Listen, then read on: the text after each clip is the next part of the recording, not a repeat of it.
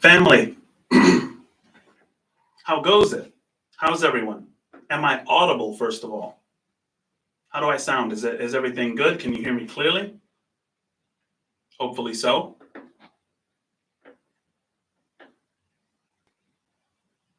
Okay, I am audible. I saw somebody say that fam was Gen Z slang. The reason I say fam and the reason I call people family is because family is the one place where love doesn't depend on agreement. And so it's very important to me. Like, I want to kind of use fam. Like, when somebody says, hey, I say, hey, what's going on, family? What's up? What's up, family? And they don't know what I mean by that. They think that it's just slang. To a degree, it is. Sounds like it. A lot of people say it. But for me, it's just a reminder to myself that including others doesn't depend on agreement. And that's going to have a lot of effect on this particular chapter that we're going to be going into, chapter 3. We're going to see the consequences of forgetting where your allegiance belongs, or when you trade being allied to other human beings for allegiance to a particular political party, or whatever it is, right? So I say fam. Family is the slang I choose intentionally. Nikki says you sound a little bit like you're in a bathroom stall. Okay, I really want that because I changed from a Scarlett Solo to a Scarlett 4i4 so that I can get dual microphones and things like that. So maybe I need to adjust because I do have a new system right now. So definitely hit me with that criticism. You hear like a little echo or something like that? Let me see. Is that a little bit better? Let me know if it's getting better. You guys are saying a little bit too much echo. Is it getting a little bit better?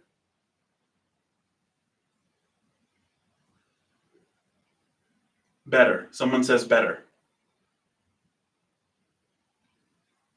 Okay, I'm getting some betters now. A little, yeah. Somebody said much better. Someone said slightly better. Okay. Yeah, I'm gonna have to see. Okay, so Joanne says there's still an echo. I wonder where that echo is coming from.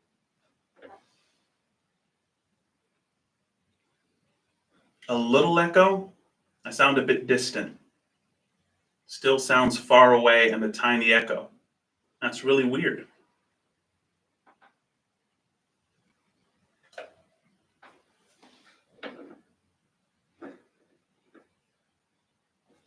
I sound distant?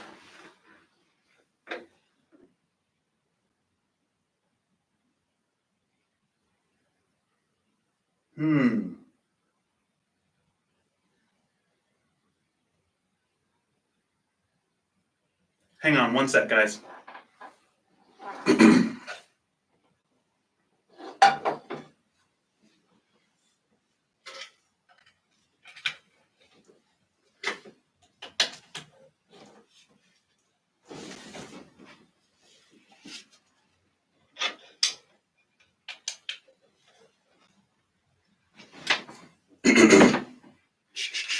Check. How's that? How does that sound? Is this better? Same?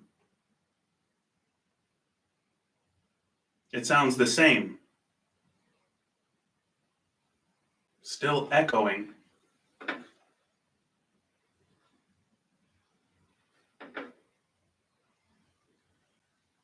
One sec. Some people are saying it sounds fine. Someone says it sounds much better.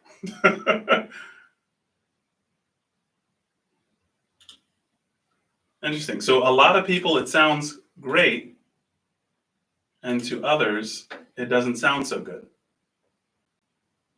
Sounds like a different mic is picking me up, somebody said.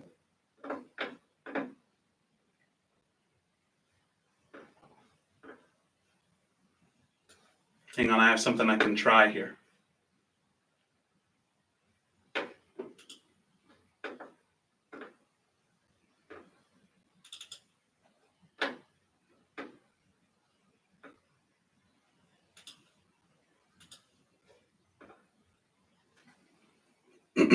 Check, check, check, check, check, check. How's that? Same, different?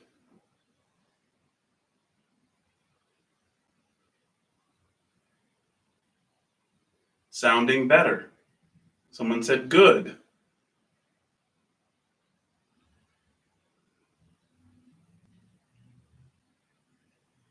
It's not a laptop.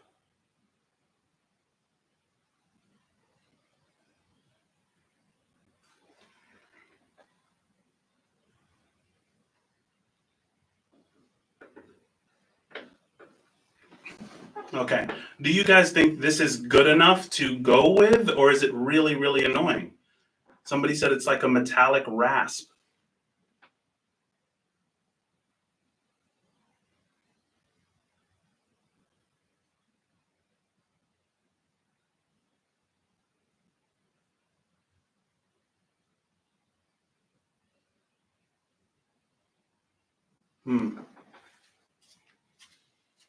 Okay. So guys, I'm gonna keep going. I wish that I knew anything at all about check, check, check, check, check, check. I wish I knew anything at all about technology. Check, check, check, check, check. I just changed something.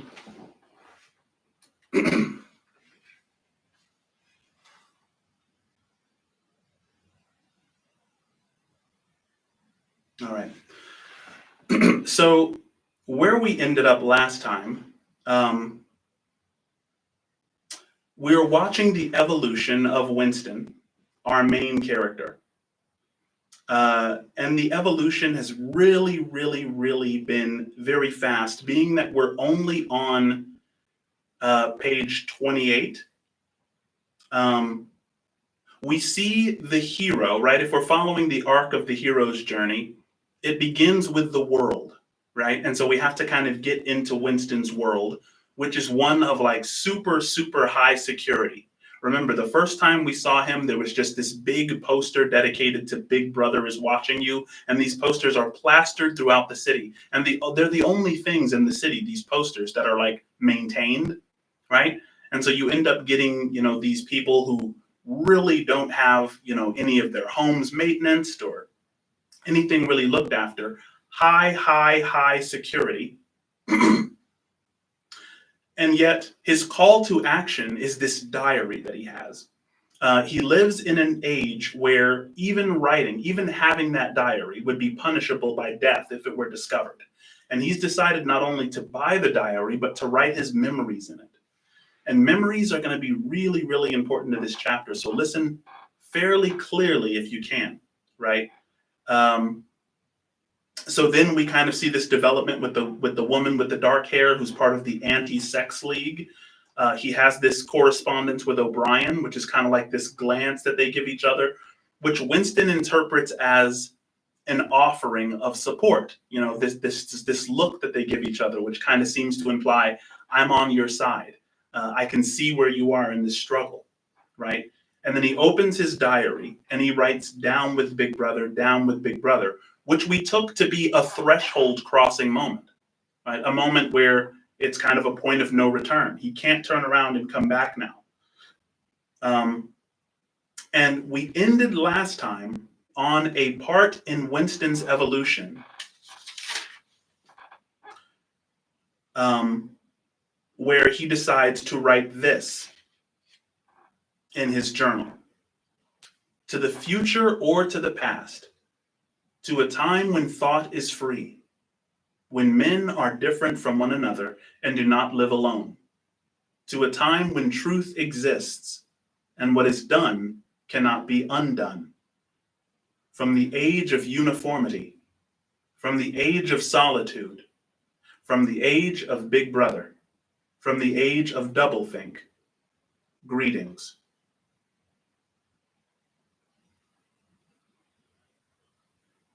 This is probably the clearest that he's presented himself. So it kind of shows this mental development that comes with his integrity.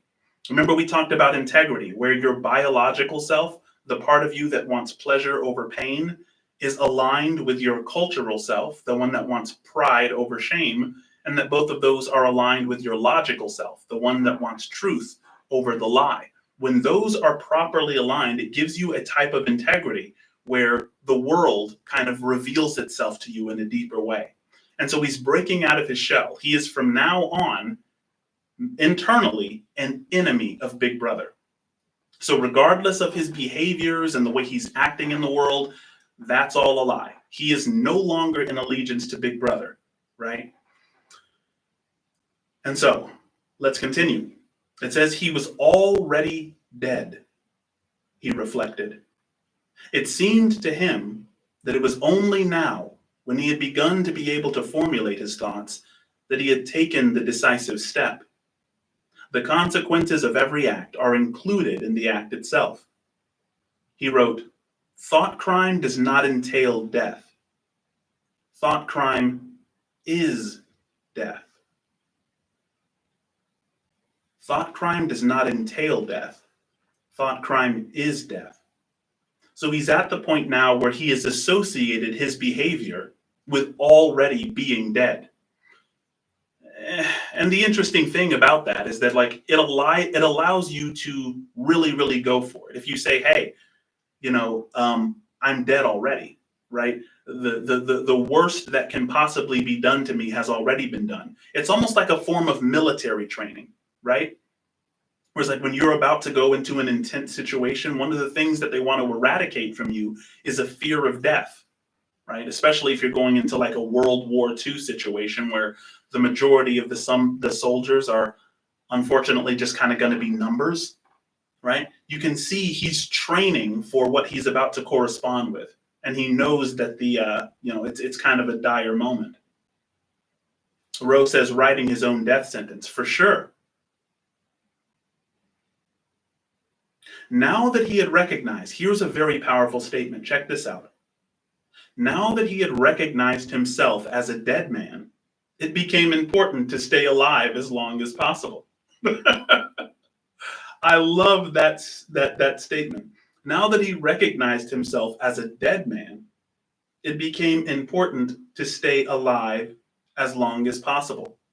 And think about what this means, right? Because there are certain systems, there are certain ways of thinking that you can't truly live until you die to those ideologies, right? It's almost like when the Apostle Paul said, "You he made alive who were dead." That's right. So true life depends on getting out of a certain mindset, right? Where it's like, okay, now that I'm dead, right, according to the party, now I can really and truly live, right? Now my purpose is to live as long as possible. Isn't that interesting, that dichotomy? Now that he recognized himself as a dead man, it became important to stay alive as long as possible. And that's one of the questions. Maybe that's the first question that we need to ask ourselves from this chapter. What is it that we need to kill in ourselves? What is it that we need to detach from or kill our relationship with in order to really get about the business of living? Sorry, I got to write that down in the back as an ecology of practices. I'm going to bring that back up at the end of the chapter.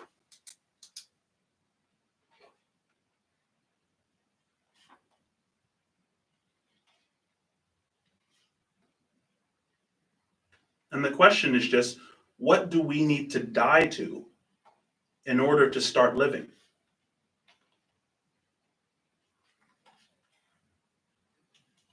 I think that's a powerful question. To take that off of autopilot. 2 fingers of his right hand were ink stained. It was exactly the kind of detail that might betray you. Some nosing zealot in the ministry, a woman, probably someone like the little sandy-haired woman or the dark-haired girl from the fiction department, might start wondering why he had been writing during the lunch interval, why he had used an old-fashioned pen, and what he had been writing, and then drop a hint in the appropriate quarter. Guys, what we're going to start noticing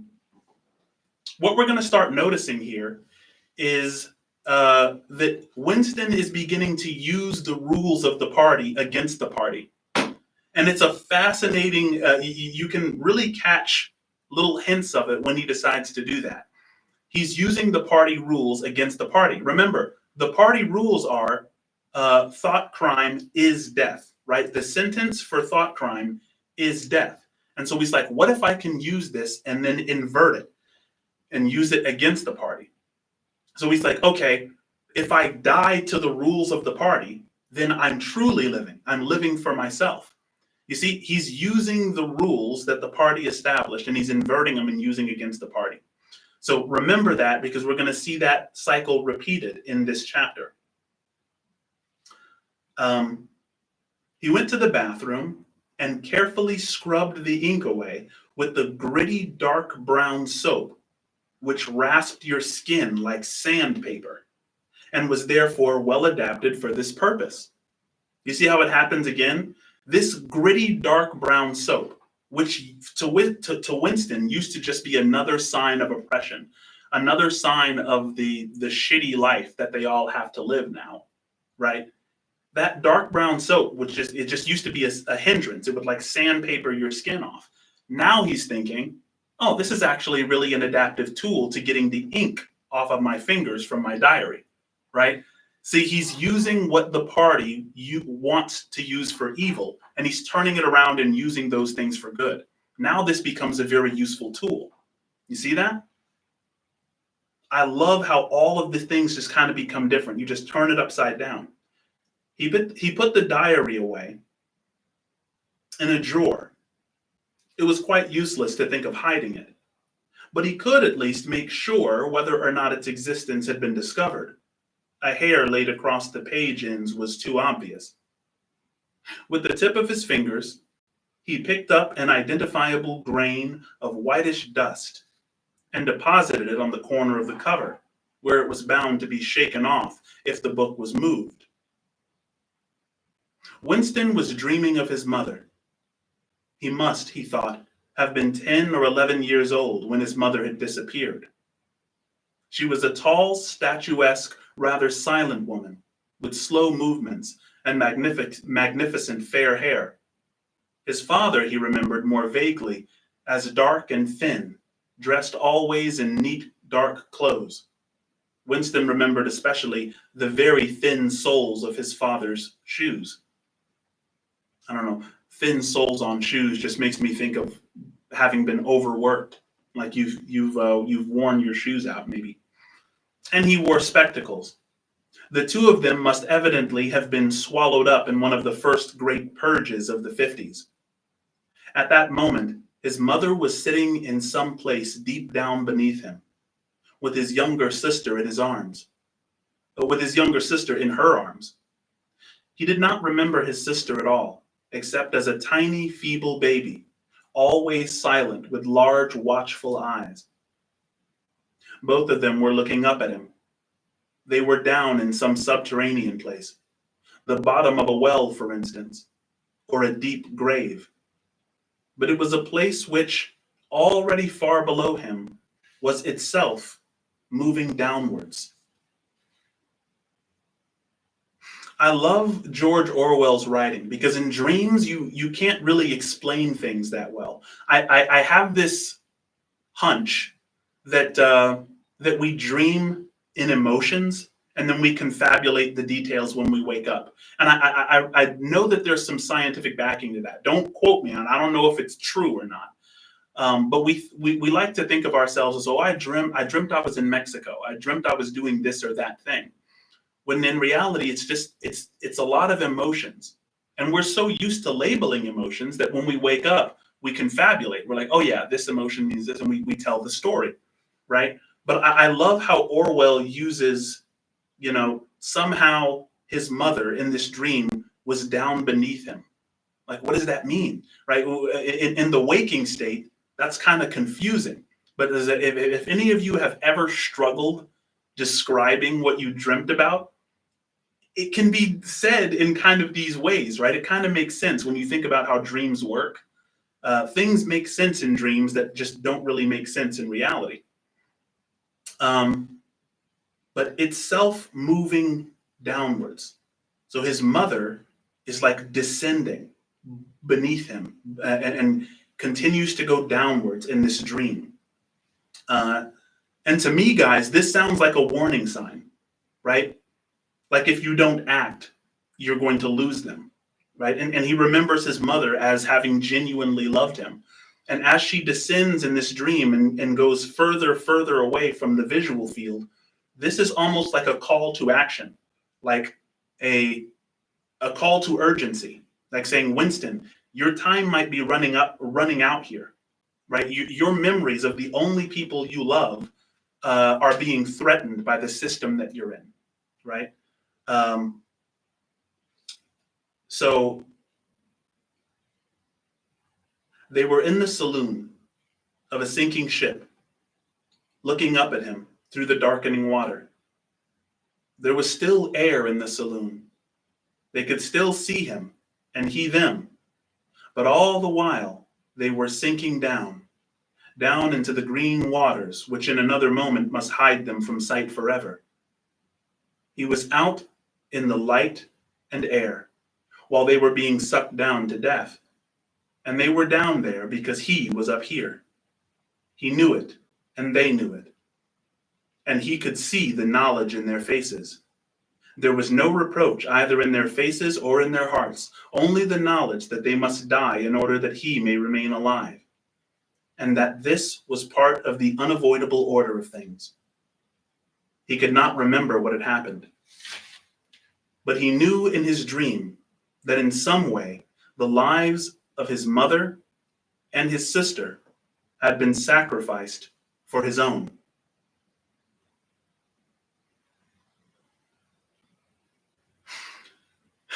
It's really interesting, the idea of sacrifices, right? Sacrifice goes all the way back to all of our ancestors. They all sacrificed. And it wasn't only to a God concept that they sacrificed. Remember, delayed gratification requires sacrifice. So somewhere way down in all of our ancestry, there was an ancestor who said, hey, you know what? What if instead of eating all of the food that we caught today, what if we shared with that neighboring tribe across the way? Maybe if we sacrificed some of this food, maybe we'll gain friends. And having smart friends is sometimes a better deal than just gorging yourself on a good catch for the day. That's a sacrifice. Or like, what if we sacrifice, these things and we're going to get this in the future, right? And the party in this book, Big Brother, it has completely inverted sacrifice and made this an evil thing, right? Because what the party is saying is, look, I want you to sacrifice your privacy. And if you sacrifice your privacy, I'm going to give you protection. I'm going to give you safety. I'm going to give you everything you want. I want you to sacrifice speech. I want you sacrifice the things you say. And if you'll allow me to police that, then I'll give you this utopia. I'll promise you all this stuff, right? And so it might be interesting. I do a wisdom school every other Sunday here in Spokane at the Hilliard Library, and it would be a good idea to talk about sacrifices, about what are good and appropriate sacrifices and what sacrifices go too far, because our ancestors didn't stop there. They went all the way to human sacrifice. What's going to please the gods at the end of the day, right? So we can go way too far with that stuff. But his mother and his sister had been sacrificed. Their lives had been sacrificed for his own. Something else to recall is that in the hero's journey, usually after the refusal, which we've already seen with Winston, where he said, I may not want to do this. I might just want to kind of abandon the entire mission. He decided not to do that. But after the refusal comes the mentor. And I think we're finally encountering Winston's mentor. It's the memory of his mother, right? In the hero's journey, you'll find mentors like Rafiki was a mentor in The Lion King, right? Yoda is a mentor in Star Wars. John the Baptist in the life of Jesus was, he would have been Jesus's mentor. And so you find these mentors in the hero story. And it's someone who propels the hero to keep going. And that's another question for you. Think about who your mentor is, right? Whenever you are caught at a crossroad between doing the right thing and sacrificing the safety and security, right, for doing the right thing, who is that voice in your head? Is your mentor still alive? Is your mentor someone who passed, a long time ago, and who is now kind of that angel on your shoulder? Who is your mentor, right?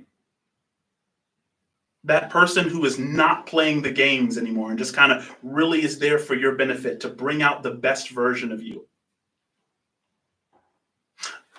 I actually think Socrates was a general mentor. He called himself the midwife, right? That he was there to help you birth the better part of yourself, to birth the higher being within you, right? But this idea of the mentor is really powerful, and I think that Winston has found his in this journey. It was one of those dreams which, while retaining the characteristic dream scenery, are a continuation of one's intellectual life, and in which one becomes aware of facts and ideas which still seem new and valuable after one is awake. The thing that now suddenly struck Winston was that his mother's death, nearly 30 years ago, had been tragic and sorrowful in a way that was no longer possible.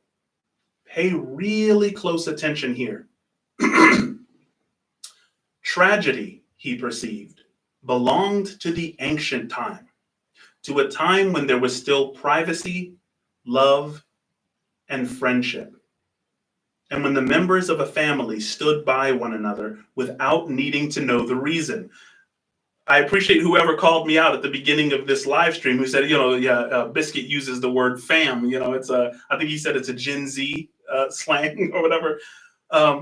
This is the reason, right, that I use fam. It's like, he says he perceived that the concept of tragedy belonged to this ancient time, to a time when there was still privacy, love, and friendship, and when the members of a family stood by one another without needing to know the reason. So I wrote in the margins, family is the one place where love doesn't depend on agreement, right? And we have completely, I don't want to say completely, right? Because there are places that you can go to find genuine family, to find people who will take care of you and who want your mental well-being, regardless of your political affiliation, your religious affiliation. That still exists, but it is becoming more rare, right? Does it seem to you that tragedy is politicized today? Right? It's almost like it goes without saying. It's almost like, of course, right? Right? Winston says that his mother's death was a tragedy, right? But tragedy, the concept of tragedy doesn't even exist anymore, because in the age that he lives in, that has become politicized. It's become a political weapon, right? Whenever there's a tragedy, aren't we immediately playing the blame game instead of recognizing, right, the tragedy of it, instead of standing in solidarity with, the parents of the people who might have lost, or, the friends, and it becomes this political finger pointing thing, and it kind of buries the tragedy. It's fascinating that Orwell picked up on this stuff.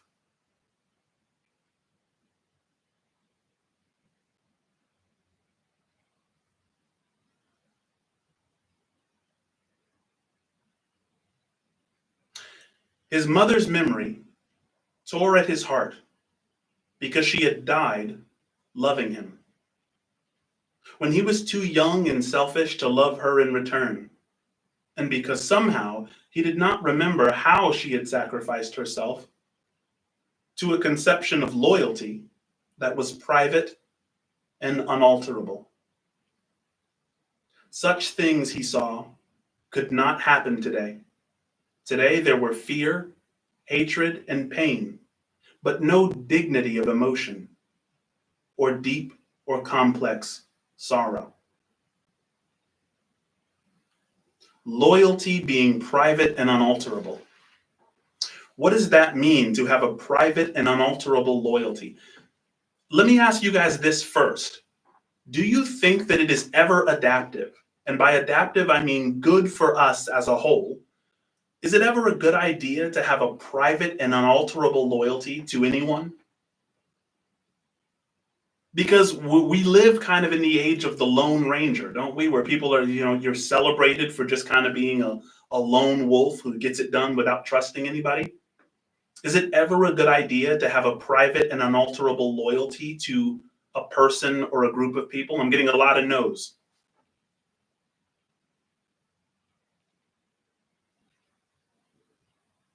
Getting a lot of no's still. Yeah. Yeah. Yeah. There's there's a couple of yeses, but the majority is no. I mean, I feel like I would say, as long as the private and unalterable loyalty is not to any ideology, right? The loyalty shouldn't be, in my estimation, to anything that passes. It's like your political party is going to lose, and then whoever wins, their political party is going to lose. So why should I put it seems like that's a poor investment in my desire for fulfillment, right? But I think if I recognize, if I have a felt recognition of my shared being with every other human, if I want to do right by every other human, right? Which kind of gets close to kind of what humanism is all about, right? I think you can have an unalterable loyalty toward humanity if you want what's good for everyone, right? Such things he saw could not happen today. Today there was fear, hatred, and pain, no dignity of emotion or deep, complex sorrows. All this he seemed to see in the large eyes of his mother and sister, looking up at him through the green water, hundreds of fathoms down and still sinking. It's a great idea to ask yourself, what are your sacrifices born out of? Have your sacrifices been hijacked by political ideology, or are they still properly placed? Right? I'm going to sacrifice my time to help at a soup kitchen.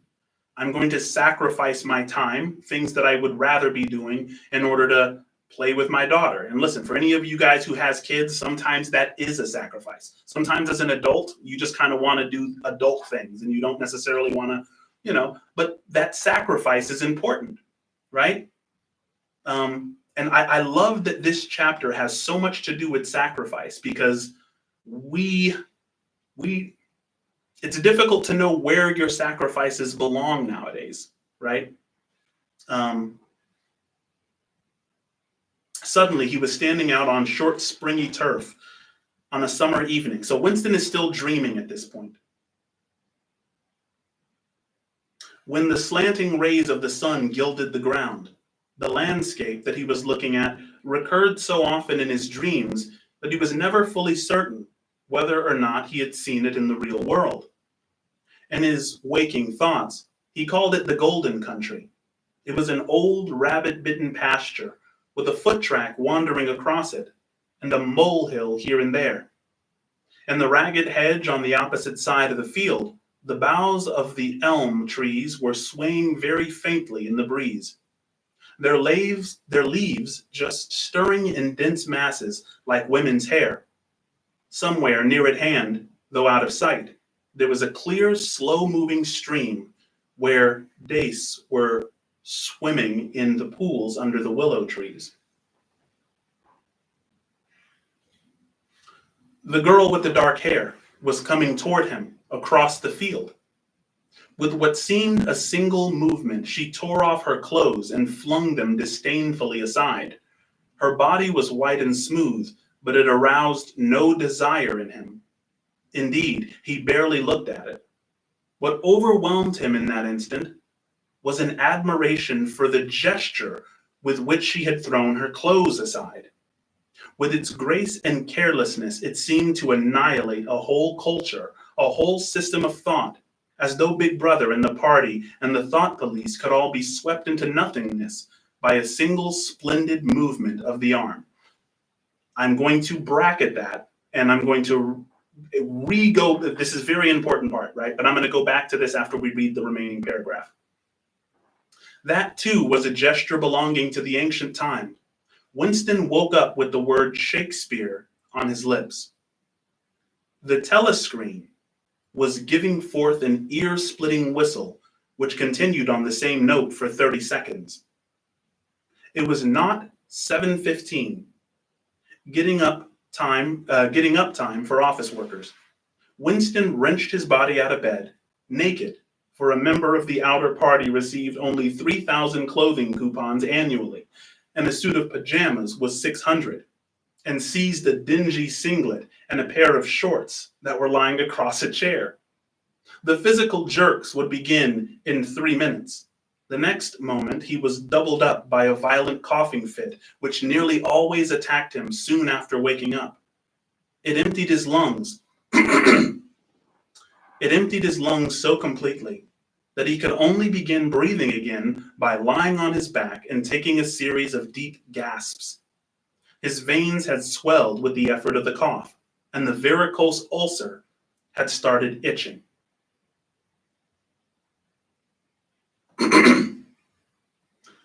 Guys, what just happened was deeply important. So he's having this dream. And in this dream, the girl with the dark hair, you remember the girl from the anti-sex league who wears those, really form-fitting outfits, who Winston hates partially because he's really attracted to her, but he knows he'll never have the opportunity to have her. Winston is having a dream now. And in this dream, this same girl tears off her clothes and presents herself to him. But instead of even being attracted to her or noticing that, his deepest satisfaction is in the gesture itself, in the gesture of doing something so brazenly, which would get her killed. And remember, this is a dream, right? So the thing that I take away from this part is that there is a giant gap between his initial state and the goal state, right? It's very important. Phantom, welcome. Thank you so much for that, bro. Gift memberships. Phantom is goated. And anyone, if you feel led, if you can, feel free to drop a super chat. It always helps the channel if you can do that, or if you can help in any way. Deeply appreciate it. Helps the book club as well. But notice the initial state and the goal state. He's dreaming about this goal. He wants to be the type of man who is so completely aligned with his deepest values that he can ignore that sexual offering of her tearing off her clothes and presenting herself to him, and is more pleased by her rejection of loyalty to Big Brother. That's that's the goal. That's the man he wants to be. But then when he wakes up, he's beset with the reality that he has this ear-splitting whistle that is forcing him to stand up naked, partially because he can hardly afford clothes, and start working out in front of the telescreen, right? Fascinating, right? We see the difference between the state that he's in and the goal that he has. And the chasm is very, very wide, right? I mean, just in the last couple of pages, he thought about, it said that, he wanted to essentially slit this girl's throat after violating her. But now, because his integrity is changing so fast, so rapidly, as a result of his, allegiance to the Brotherhood and not Big Brother, not the tyrant, he now can clearly see what the goal is versus his initial state. And I know that might be kind of difficult to grok. But a question that we should ask ourselves is, how far am I, right now, from who I want to be or from where I want to be? What's the distance between the initial state and the goal state, right? Or are you living in the goal state right now? I feel like I'm not very far. Like, I wasn't raised with much, so I'm very, very privileged at this moment in time in my life. But I thought that this was a very, very important portion of the chapter. Because remember, he skipped the normal sexual fantasy. I mean, he's been fantasizing about the girl with the dark hair, but in this really wicked way where he violates her and like slits her throat. So he completely skips the normal sexual fantasy that people would have, and he's gone straight to this kind of elite, super alpha male who only cares about your lack of allegiance to Big Brother. So that's the him that exists in his mind. 30 to 40 group, yapped a piercing female voice. 30 to 40 group, take your places, please. 30s to 40s. Winston sprang to attention in front of the telescreen, upon which the image of a youngish woman, scrawny but muscular, dressed in tunic and gym shoes, had already appeared. Arms bending and stretching, she rapped out. Take your time, by me. 1, 2, 3, 4. 1, 2, 3, 4. Come on, comrades. Put a bit of life into it. 1, 2, 3, 4. 1, 2, 3, 4. The pain of the coughing fit had not quite driven out of Winston's mind the impression made by his dream, and the rhythmic movements of the exercise restored it somewhat, as he mechanically shot his arms back and forth, wearing on his face the look of grim enjoyment which was considered proper during the physical jerks. He was struggling to think this way. He was struggling to think his way backward into the dim period of his early childhood. It was extraordinarily difficult.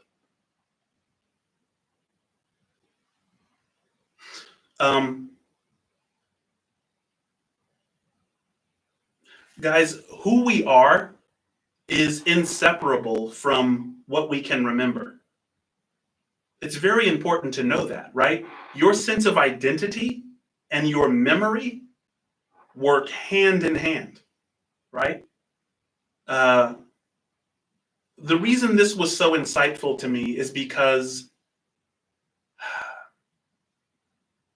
it's really important to stay close to family. And when I say family, I no longer mean it in the term that, I might call you family. I mean like your blood relatives. It's kind of unfortunate. And I think sometimes it is important to get away from your own family. Like, I mean, if you're getting away from your family to protect your sanity, I get it, right? Protect your own sanity at all costs. Sometimes you've had like abusive upbringings and you need to kind of start a brand new life. But for those of us who can, especially like brothers and sisters or people you grew up with, it's very important to maintain those relationships because there's memories there, right? These are people you can reach out to and they can say, hey, do you remember this? You remember when things were like this, right? The things you remember are very, very important to your sense of self. And before I read this part of the book, it didn't occur to me that family wasn't that family was important for that reason, right?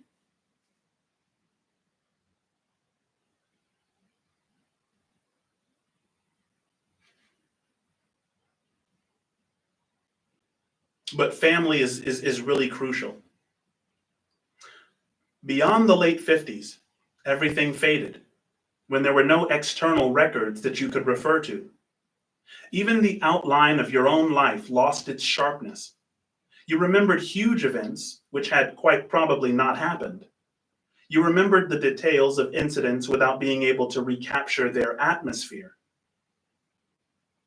And there were long blank periods to which you could assign nothing. Everything had been different then. Even the names of countries and their shapes on the map had been different. Airstrip 1, for instance, had not been so called in those days. It had been called England or Britain, though London, he felt fairly certain, had always been called London.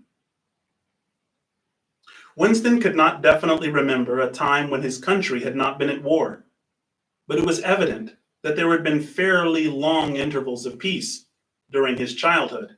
I need some water. Guys, I remember my dad was deployed several times when I was a kid, and my big brother has had tons of deployment. He is an airborne instructor. But my brother was deployed to Afghanistan, deployed to Iraq, deployed to Kuwait. My dad was in Saudi Arabia. I think it was Desert Storm.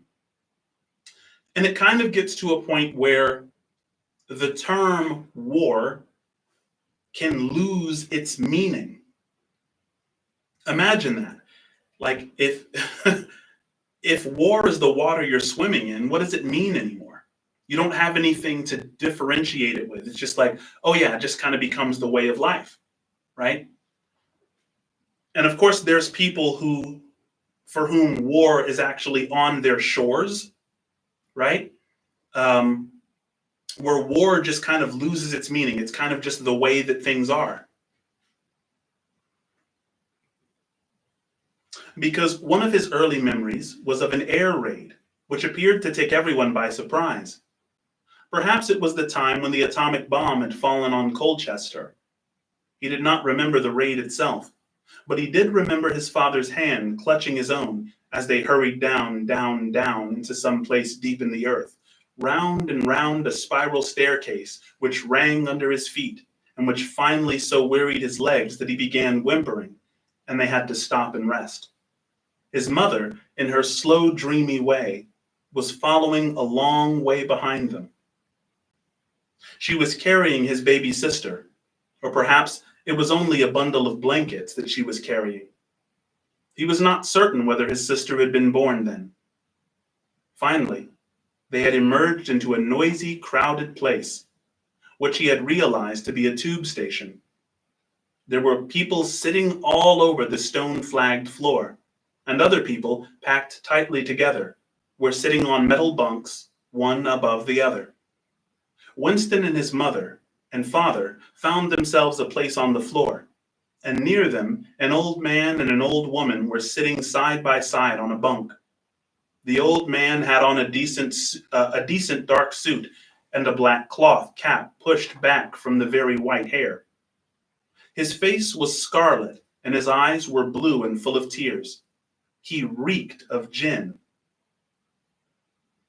It seemed to breathe out of his skin in a place of sweat, and one could have fancied that the tears welling from his eyes were pure gin.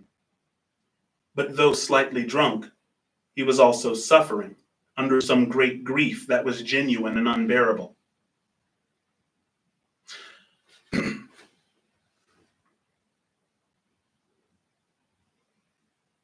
Brenda said, "Is your goal state more influenced by nature or nurture?" That's a really good question. I think it can be influenced by both. I mean, your nature, what you were born into, can give you a call to action, especially if you were born in, let's say, like a drug-infested or gang-infested community, right? That can make your call to action either to, avenge someone who was shot, in which case you join a gang, or to get your family uprooted from that environment. There's lots of paths from that. But then nurture can be part of it too, right? Especially if you have religious families, for instance, or, families that are steeped in politics. I think it can be both of those. Really good question.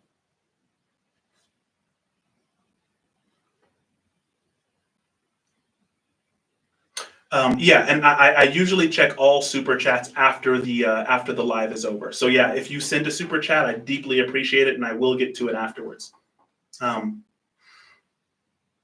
But when talking about this drunk, right? He reeked of gin. It seemed to breathe out of his skin in place of sweat, and one could have fancied that the tears welling from his eyes were pure gin.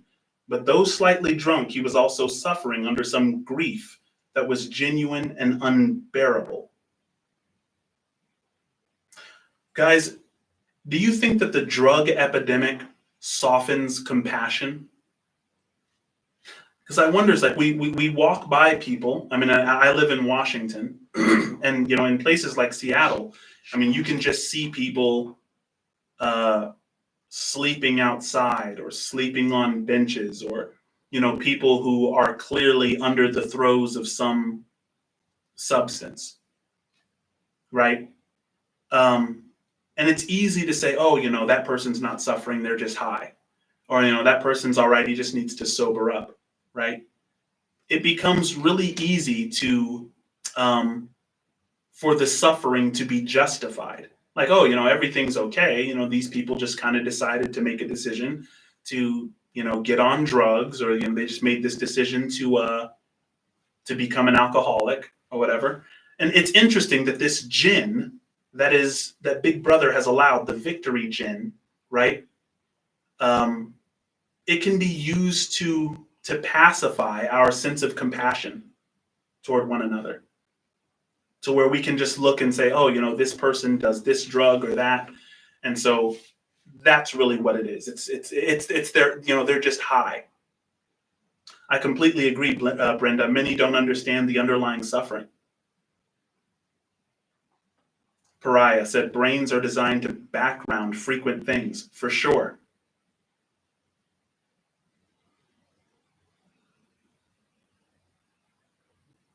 But it says, but though slightly drunk, he was also suffering under some grief that was genuine and unbearable.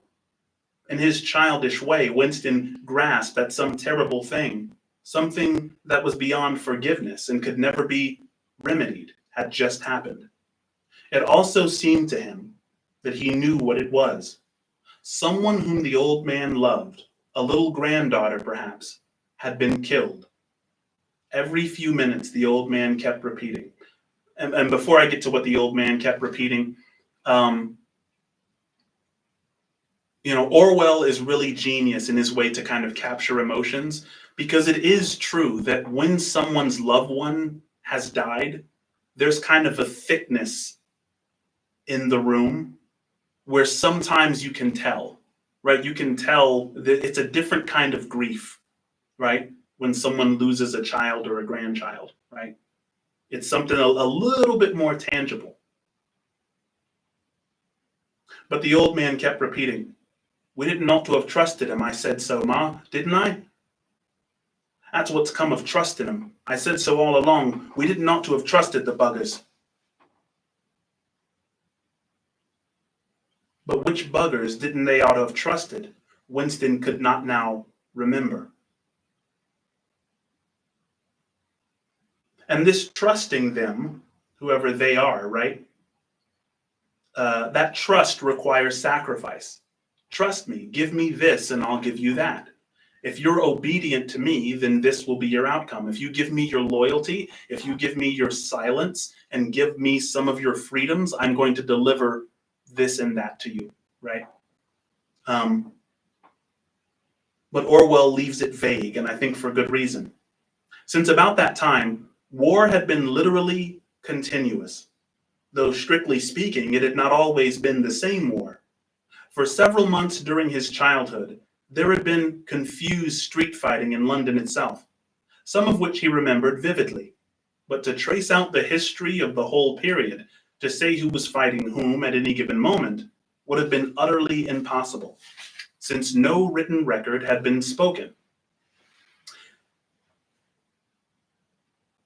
And there was no spoken word ever made mention of any other alignment than the existing one. At this moment, for example, in 1984, if it was 1984, Oceania was at war with Eurasia and in alliance with East Asia. So, guys, in this book, if you weren't aware so far, Oceania represents Britain. Eurasia represents, the Bolsheviks or Russia. and East Asia represents China, Japan, right? In no public or private utterance was it ever admitted that the three powers had at any time been grouped along different lines. Actually, as Winston well knew, it was only 4 years since Oceania had been at war with East Asia and an alliance with Eurasia. But that was merely a piece of furtive knowledge, which he happened to possess because his memory was not satisfactorily under control. Officially, the change of partners had never happened. Oceania was at war with Eurasia. Therefore, Oceania had always been at war with Eurasia.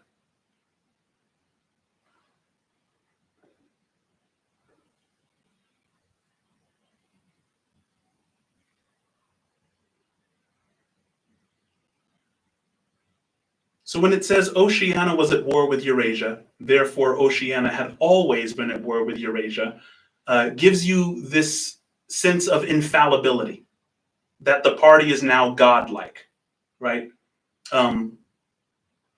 That there's no admitting that they were ever wrong or that they ever made any mistake. The frightening thing, he reflected, for the 10,000th time, as he forced his shoulders painfully backward. With hands on hips, they were gyrating their bodies from the waist, an exercise that was supposed to be good for their back muscles. The frightening thing was that it might all be true. If the party could thrust its hand into the past and say of this or that event it never happened, that surely was more terrifying than mere torture and death.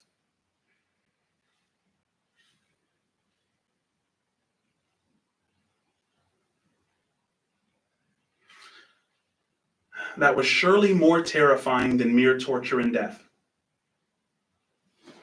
For me, it's interesting that Winston is thinking in these terms. He's thinking in terms of, well, that has to be a worse fate than death, right? Like training himself in these modes of thinking is making him less and less afraid of death as he admits these realities. And I think the Stoic philosophers would challenge us to do the same thing in our day and age, right? Understand that there are things worse than death. Maybe an unexamined life. A life that's lived mechanically with nothing taken off autopilot, just living under the dictatorship of your own biological urges. Some people would say that's worse than death. But the way that Winston is thinking is like, these things is surely that's worse than death. He's preparing himself to really confront Big Brother as an enemy, right? And so in order to do that, he has to teach himself that it's okay if my integrity leads to my death. And that's a very, very difficult lesson to learn. The party said that Oceania had never been in alliance with Eurasia. He, Winston Smith, knew that Oceania had been in alliance with Eurasia as short a time as 4 years ago. But where did that knowledge exist? Only in his own consciousness, which in any sense might soon be annihilated. And if all others accepted the lie which the party imposed, if all records told the same tale, then the lie passed into history and became truth. Who controls the past, ran the party slogan, controls the future. Who controls the present controls the past. And yet the past, though of its nature alterable, never had been altered. Whatever was true now was true from everlasting to everlasting. It was quite simple. All that was needed was an unending series of victories over your own memory. Reality control, they called it in Newspeak. Doublethink.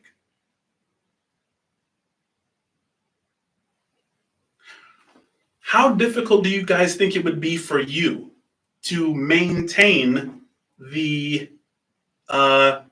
motions, to go through the motions while mentally rebelling against it? Have you guys ever had to do that? Like, imagine that. I mean, some people have like customer service jobs where you have to you have to be a good customer. You have to show good customer service even when you're having like a terrible day, or even when your boss is like treacherous, right? But what if you had to keep up 24/7 this illusion of, like, the neutral smile, and the 2 minutes of hate? Imagine living a life completely the opposite of what you believe and having to go through the motions for fear of your life. This is a really strange internal war that's being fought. Lenny says, we're going to be finding out in the US, I fear. Emily says the facial expressions would kill me. I feel the same way. I feel the exact same way. The facial expressions would get me. Absolutely. Because I roll my eyes. The micro expressions would take me completely out. Grumpy says, I wouldn't be able to do it. I would rather get caught being myself. Maintaining an illusion was most of my childhood. Interesting. Emily says, I do not play poker for a reason. Yeah. His mind slid away into the labyrinth world of doublethink. To know and to not know. To be conscious of complete truthfulness while telling carefully constructed lies. To hold simultaneously two opinions which canceled out. Knowing them to be contradictory and believing in both of them. To use logic against logic. To repudiate morality while laying claim to it. To believe that democracy was impossible and that the party was the guardian of democracy. To forget whatever it was necessary to forget, then to draw it back into memory again at the moment when it was needed, and then promptly to forget it again. And above all, to apply the same process to the process itself. That was the ultimate subtlety. Consciously to induce unconsciousness, and then once again to become unconscious of the act of hypnosis you had just performed. Guys, that is wild. To know and to not know. See, for me, I'm studying Hegel. And when I say I'm studying Hegel, everyone should immediately laugh. Hegel is one of the most difficult things to study, but I figure with large language models that can really dumb it down for me, I can sort of kind of get it. Like, Hegel believed that history moved forward not without contradiction, but because of contradiction. Hegel would say that knowledge is where absolute ignorance and absolute omniscience meet, right? Imagine something all-knowing and imagine knowing nothing.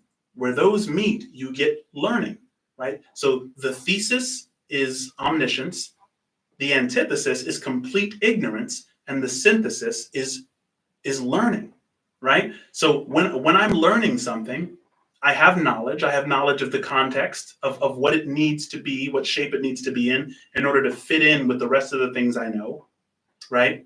That's, contextual knowledge. But then I have to realize that I don't know anything so that I can input new information. It's kind of this weird synthesis. The same thing with being alive right now. So I think, how many cells, right? I wrote it down. 70 billion cells die daily, right? In your body, 70 billion cells die every day. 3 billion cells die an hour. So after this live stream, or during this live stream, 3 billion of my cells will have died. So am I a living thing or am I a dying thing? Kind of some spooky spot in the middle. I'm not pure life and I'm not pure death. I'm this process of becoming, right? I'm going to read this again, this paragraph. His mind slid away into the labyrinth world of doublethink. To know and to not know. To be conscious of complete truthfulness while telling carefully constructed lies. To hold simultaneously two opinions which canceled out. Knowing them to be contradictory and believing in both of them. To use logic against logic. To repudiate morality while laying claim to it. to believe that democracy was impossible and that the party was the guardian of democracy, to forget whatever it was necessary to forget, then draw it back into memory again at the moment when it was needed, and then promptly to forget it again. And above all, to apply the same process to the process itself. That was the ultimate subtlety. Consciously to induce unconsciousness, and then once again to become unconscious of the act of hypnosis that you had just performed.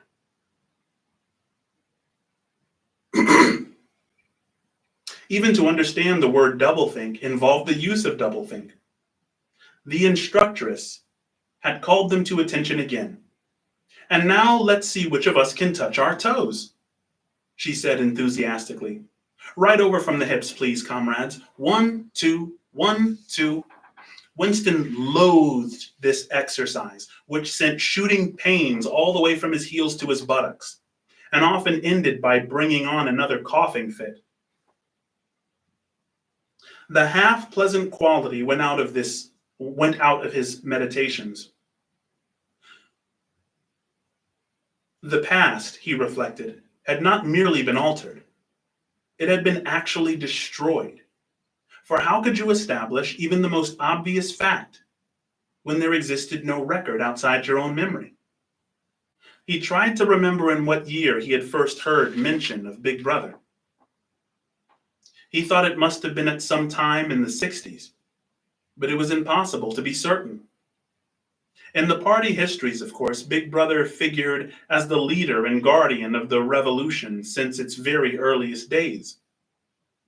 His exploits had been gradually pushed backwards in time until already they extended into the fabulous world of the 40s and the 30s, when the capitalists in their strange cylindrical hats rode through the streets of London in great gleaming motor cars or horse carriages with glass sides.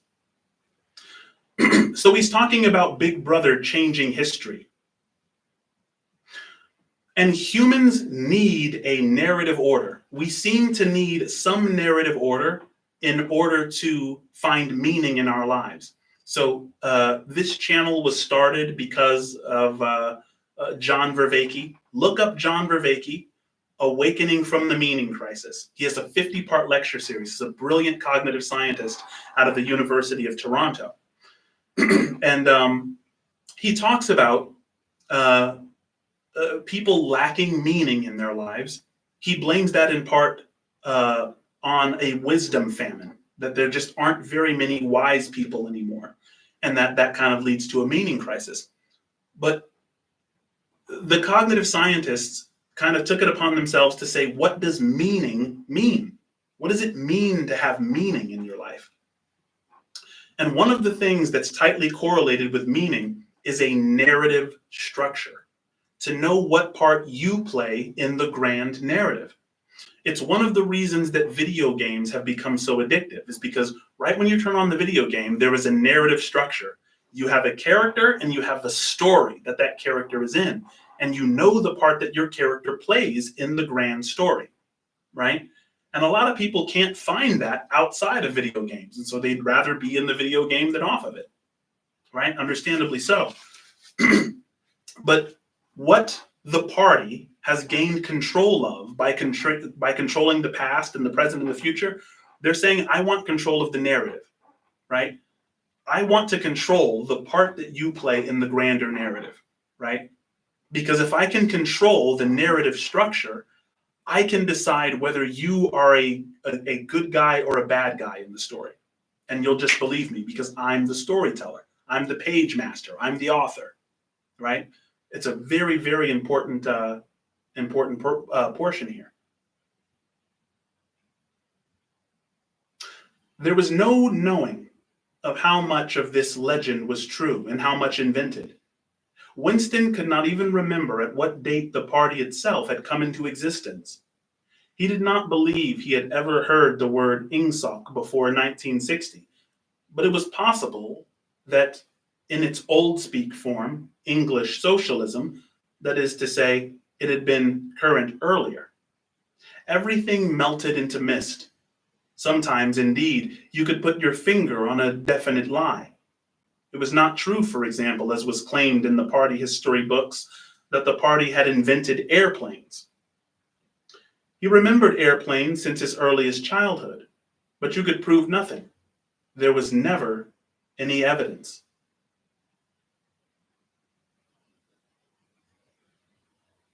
There was never any evidence.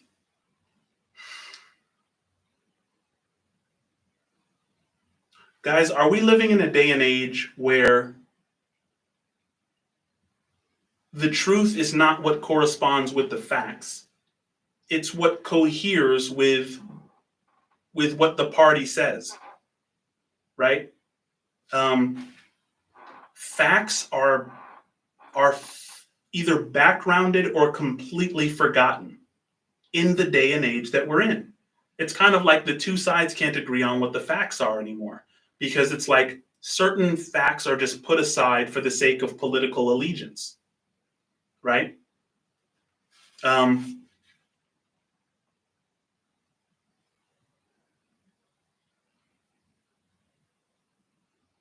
Just once in his whole life, he had held his hands unmistakably, in his hands unmistakable documentary proof of the falsification of a historical fact. And on that occasion, Smith, screamed the shrewish voice from the telescreen. 6079, Smith, W, yes, you, bend lower, please. You can do better than that. You're not trying. Lower, please. That's better, comrade. Now stand at ease, the whole squad, and watch me. A sudden hot sweat had broken out all over Winston's body. You see, this is what I'm talking about. This would have got me caught. Winston is supposed to be exercising in front of this telescreen, right? But his mind he's just been awakened, right? He's finally a person of integrity. He knows what side he's on. He knows that he's against Big Brother. He knows the difference between his initial state and the goal state. And it's difficult to kind of maintain that learning process while still doing the fake thing, the fake stretching moves in front of the telescreen. So he actually gets caught, right? He gets caught like lacking on his exercise. He's not paying close enough attention. So he says, Smith, screamed the shrewish voice from the telescreen. 6079, Smith, W, yes, you, bend lower, please. You can do better than that. You're not trying. Lower, please. That's better, comrade. Now stand at ease, the whole squad, and watch me. A sudden hot sweat had broken out all over Winston's body. His face remained completely inscrutable, never showing dismay, never show resentment. A single flicker of the eyes could give you away. He stood watching while the instructress raised her arms above her head, and one could not say gracefully, but with remarkable neatness and efficiency, bent over and tucked the first joint of her fingers under her toes. There, comrades, that's how I want to see you doing it.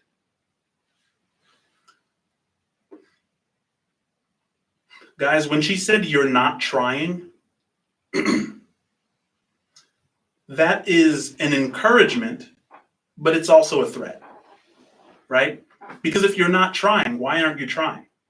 Aren't you in allegiance to Big Brother? Like, what's on your mind? Don't you want to try your hardest, right? See how everything is politicized? Every little thing is politicized.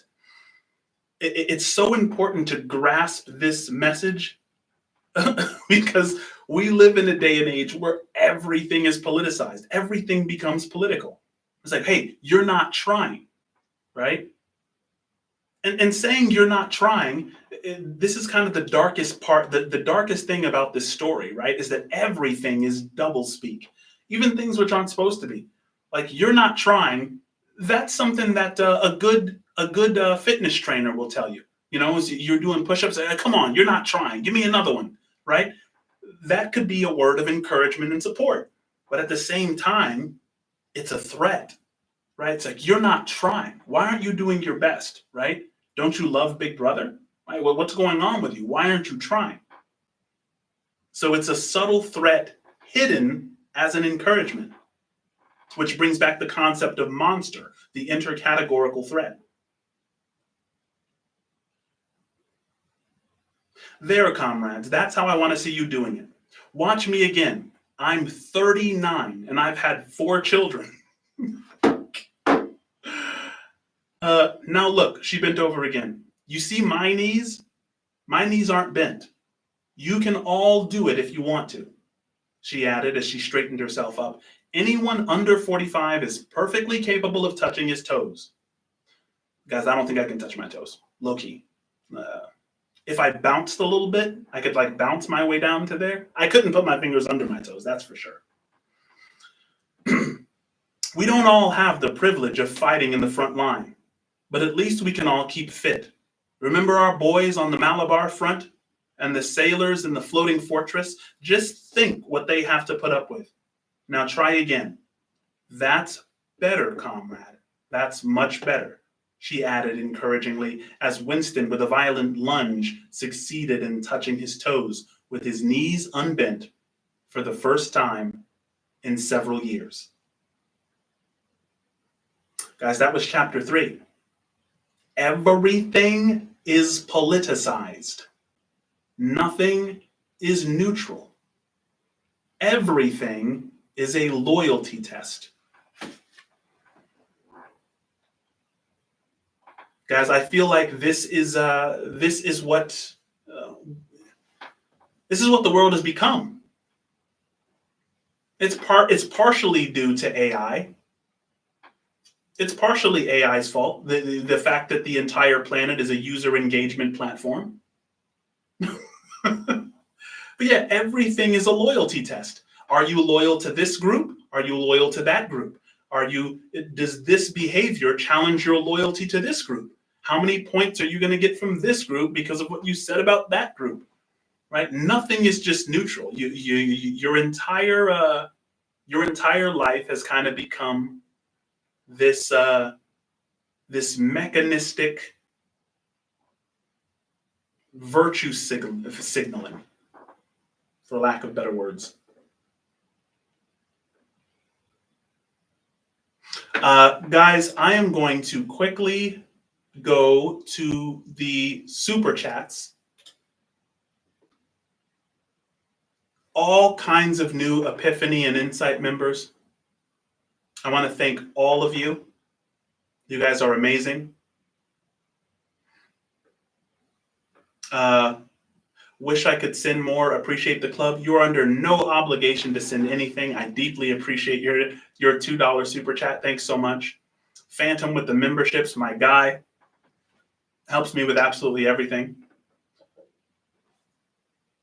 Jennifer just sent in a super chat. Thanks, Mr. B. Thank you so much. I appreciate it. Another $3 super chat just came in.